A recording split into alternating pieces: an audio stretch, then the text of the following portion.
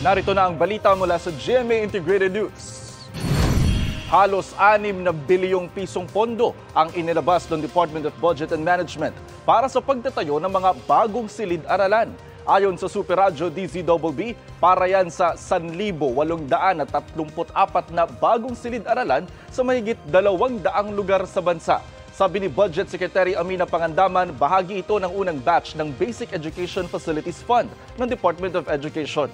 Popondohan niya ng pagpapalit ng mga luma at sirang gusali, pagbili ng mga kasangkapan, pagkukumpuni at rehabilitasyon ng mga silid-aralan at pasilidad para sa mga tubig at kalinisan.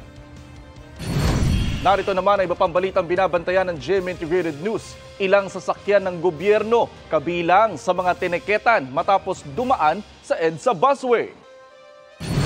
Antas ng tubig sa 7 dam sa Luzon bumaba ngayong araw ayon sa Pag-asa. At hanggang 43 degrees Celsius na heat index posibleng tumama sa Katarman, Northern Samar ngayong araw. Para sa mas malaking misyon at mas malawak na paglilingkod sa bayan, ako po si Jonathan Andal ng GMA Integrated News, ang News Authority ng Pilipino.